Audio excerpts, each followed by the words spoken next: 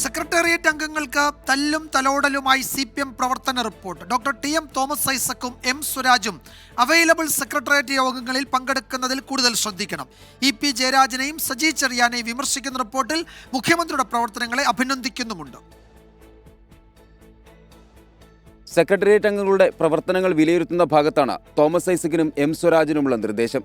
Available സെക്രട്ടേറിയറ്റിൽ പങ്കെടുക്കാൻ കൂടുതൽ ശ്രദ്ധിക്കണം.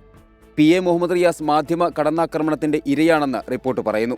രാഷ്ട്രീയ കാര്യങ്ങളിൽ അപ്പപ്പോൾ പ്രതികരിക്കുന്നതാണ് കാരണം. KK ശൈലജയും PK ശ്രീമതിയും AK ബാലനും TP രാമകൃഷ്ണനും പാർട്ടി ചുമതലകൾ ഏറ്റെടുത്ത് നല്ല രീതിയിൽ പ്രവർത്തിക്കുന്നു. സംസ്ഥാനത്തെ കടുത്ത സാമ്പത്തിക പ്രതിസന്ധികൾക്കിടയിലും മികച്ച പ്രവർത്തനമാണ് KN ബാലഗോപാലിൻ്റെത്.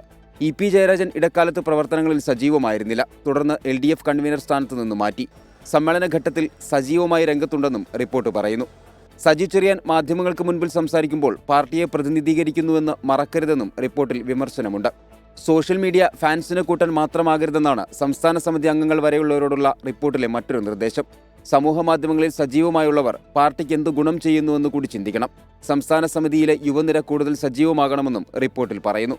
വിമർശനങ്ങളും സ്വയം വിമർശനങ്ങളുമാണ് പാർട്ടി സമ്മേളനങ്ങളുടെ കാതൽ. വിമർശനങ്ങളിൽ നിന്ന് മുതിർന്ന നേതാക്കൾക്കും ഇളവില്ലെന്ന സന്ദേശമാണ് സംഘടനാ റിപ്പോർട്ടിലെ പരാമർശങ്ങൾ. കൊല്ലത്ത് നിന്നും മാഹിൻ ജാഫറിനൊപ്പം തനേഷ് തമ്പി, 24.